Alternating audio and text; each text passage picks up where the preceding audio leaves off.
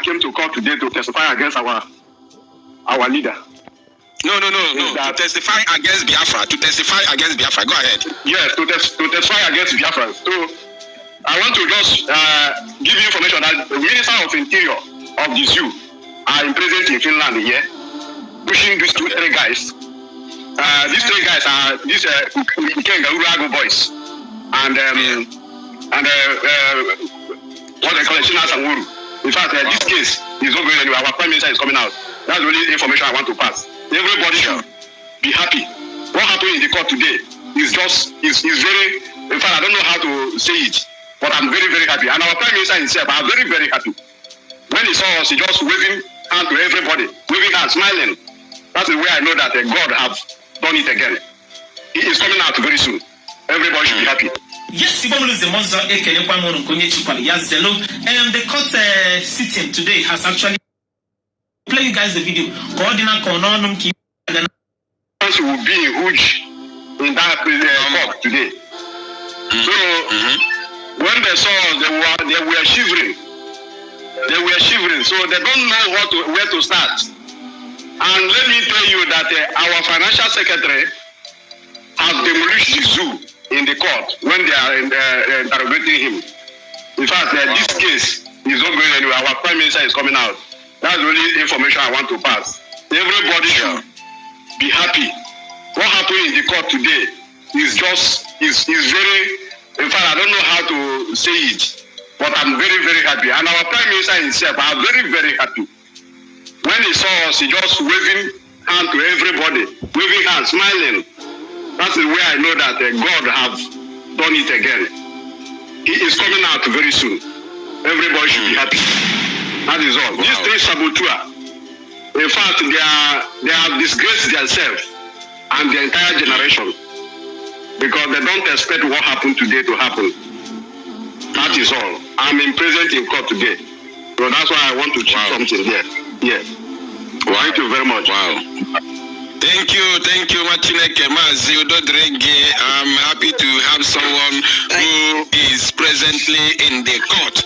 I am very, very, in fact, I am fulfilled. Thank you for coming. Thank you, Machineke Udodrege. These are the three saboteurs. Can you imagine that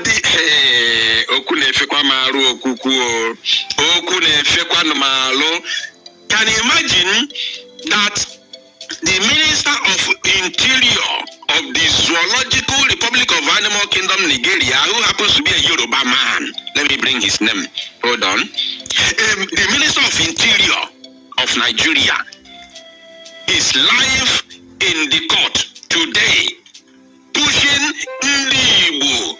Not only Nasina Fabu Ndibo, freedom fighters, agitators, pushing them to testify against our freedom, to testify against Biafra.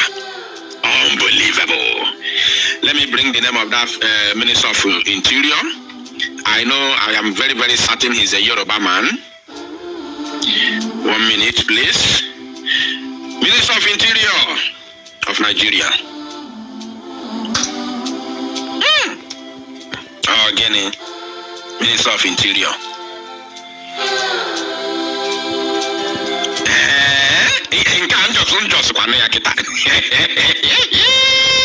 I just heard it now.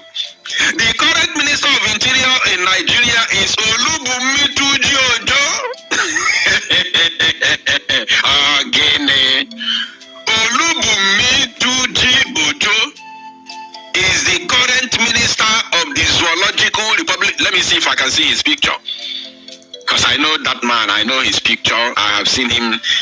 I've seen his pictures in several locations where he usually come to speak. I've even seen his videos. Let me show you. As I hope I will see the picture. Just a minute to show you the people who are whining and dining with ndị kpọrọ onwe fa Biafran people, ndị Igbo. Ndị kpọrọ onwe fa ndị Igbo. Let me see if I can get the picture here. Ndị kpọrọ onwe fa ndị Igbo, Biafran people, whining and dining with Minister of Interior, Olubumi Ojo,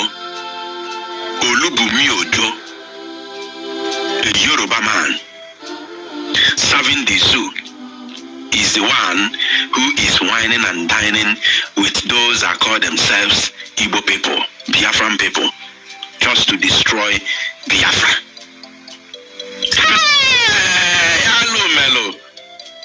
Hello, Melo, Munnem. Hello, Mekwalo, Biafran Susubu de Kwanakatanga. Hello, Melo, my people. Unbelievable. While I try to bring the pictures of Olubumi Ojo, let me welcome one person to come and speak to us, that we may proceed from there. Mazi Priest, please grab the microphone. Mazi Priest, can you hear me? Grab the microphone, please, and talk to us. Yes. Can you hear me? Clear. You're welcome. Please go ahead. Good afternoon from here, my DK Biafra Unite. I can thank you so much for great and mighty work. People get up there and use it. Lesbianesia, or one year men or Bulanga Marchina Kamalo is here. I go Biafra, just like we on 80. Onye wute ka ogo dile anyị ihe anyị na-afụ ọnọdụ anyị nọ today, mana ọ nwere ihe gbara Chineke harị. Ihe a bụkwa ihe our prime minister is aware of all this. He's indeed aware of these things because God told him he had nobody. Like 99% of people he think that they are with him. They are not with him. 99, meaning we are talking about just 1% is with him. 99 are not with him. Manas no yendiro bala kirikiri na chende anche. Mano out of carelessness, you know. When mana iya mere all uche Chineke ka iya aibo Biafra na cho. O make a web ya yanjedebe. But the good news is this. Elohim have said it, and his word is final. And you have also said it. Yes, almost 2 years ago, PM have all these details. I have never speak to Biafrans, but I know one day, I'm going to talk to Biafra through you. I want to hear this secret. PM knows everything. PM knows everything, but this time around, in this generation, Chineke, Yahweh said, He have given us this nation, because this nation is the nation of God, is the nation of Yahweh. So, Biafra should go and be rejoicing. Biafra should go and rejoicing. But at the same time, we must continue. We must continue, because according to His word, over last week, Exodus 14, from 20 to 31, he said it all. He said it is our month of significant miracle. This word significant is a miracle that happens once in a while. So this miracle of Biafra coming is a once in a while miracle that will happen on this planet Earth. And that is how it's going to be. I don't have much to say, but all I want to tell Biafra is this. God is aware. God is involved. Elohim is involved. Chukwokike Abiyama is involved. I know what I am saying. I know what I am saying. In this mistake, now, we bring the victorious joy. Biafrans will celebrate soon. Very soon, we will celebrate. Alright, wonderful people, welcome back to this wonderful channel where we bring you back-to-back updates and information as it is hot. In case it's your first time of joining us on this wonderful channel, kindly go ahead and subscribe, like, comment, share, and also remember to on your notification button so that whenever our news drop, you will be the first to collect it. Right now, the court proceeding is currently going on in Finland. And this is the logic. This is Samsa's Hakala's logic concerning Mazi Simon Ekpa. But before I will start reading out this Samsa's Hakala's logic concerning Mazi Simon Ekpa as the court proceeding is currently going on, I want to say something. It seems as if the world is turning their back on black people. The other time, Donald Trump came and asked Ramaphosa to arrest the activists in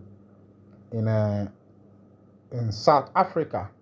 It seems to me as if the world is practically turning their back on the black people. As blacks, did we do anything to deserve what is happening to us? Or is it that we just have bad leaders?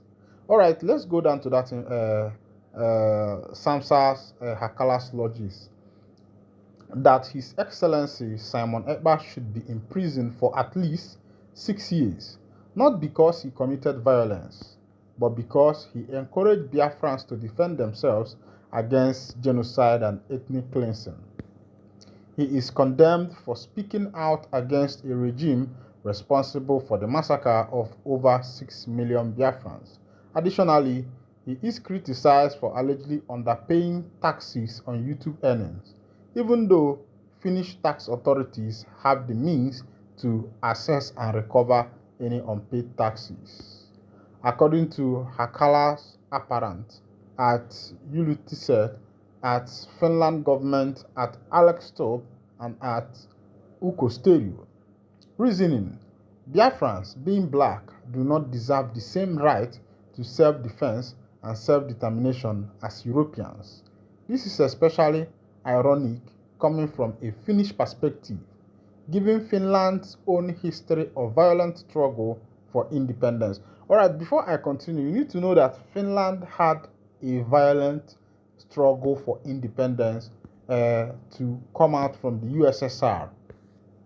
It was not an easy struggle for them, but finally they came out, and I thought that they were going to extend the same hand of fellowship to other people who are struggling to have their own independence, because you suffered the same fate.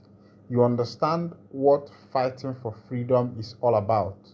Except maybe because their ancestors who fought for this freedom are not there. Because had it been their idea, and had it been that Finland were paying attention to their history, they should have extended a hand of fellowship to Biafrans, considering what is currently going on, considering that you passed through the same process, you were oppressed by other people the same way Biafrans are being oppressed by the government they are under. A Biafran cannot do anything and go away with it. What other people do and go away with, once you get to Biafran's turn, you see the tide turning against them. El Zazaki, an activist who did a lot of things in Nigeria, was imprisoned in Nigeria, and he was still paid salary. And according to the last news I got, El Zazaki, his feeding was going into millions of naira, billions of naira, just to feed El Zazaki. His followers were doing a lot of protests, doing a lot of things in the northern part of Nigeria. Nobody did anything. They arrested El Zazaki, and after arresting him, the government was paying for his arrest, paying for his feeding and everything, because he is from the north. After the Nigeria Biafra War 1967 to 1970, the then head of state Gowon declared no victor, no vanquish, and that was when he introduced the 3R, which represents reconstruction, rehabilitation, and what's the other R again? I'll tell you. That one is reconstruction, rehabilitation, and reconciliation. Yes, reconstruction, rehabilitation, and reconciliation.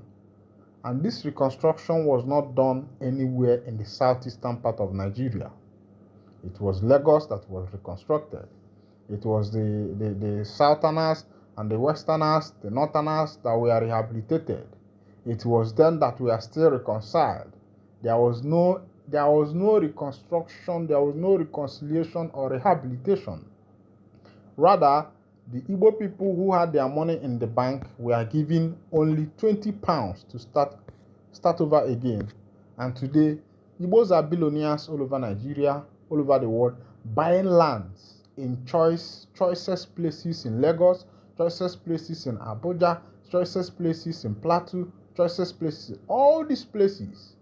And what is currently going on in Lagos now is that Igbo are being oppressed. There is a lot of demolition going on in Lagos State. And these houses that are being demolished are the houses of Igbo, the Biafrans. They are the houses of Biafrans that have been demolished. Not that these houses are in a contradicted area. They had CFO. They went to the government of then in Lagos State to acquire their CFO. And now the present government is demolishing the houses. Some of these people that their houses have been demolished, they are living abroad. And they believe that they have secured the land there in Lagos State where they can come home and have their rest. But I don't blame the Lagosians.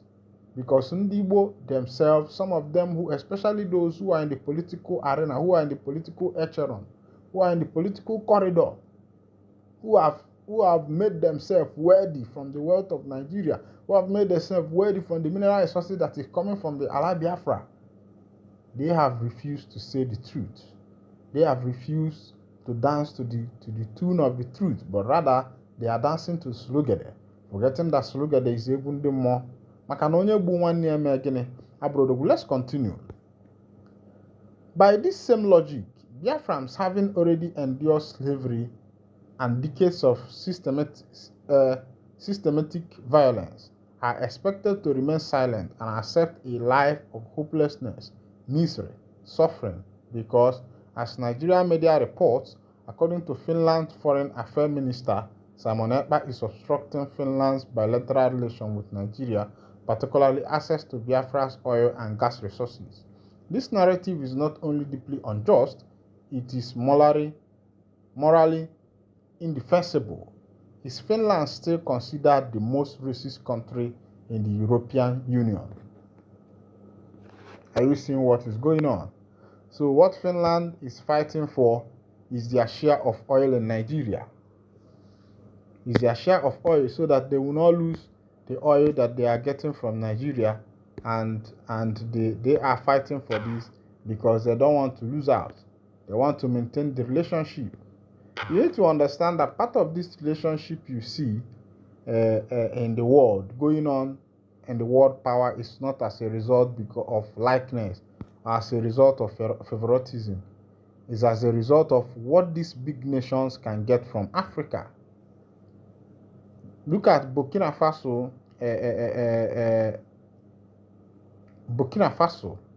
and France. France is fighting tooth and nail to come back. It's not maybe because they love Burkina Faso so much, but because of what they are getting out of Burkina Faso. But Chukwu Okike Abịama, onye ime n'igwe, onye ndu dị n'aka,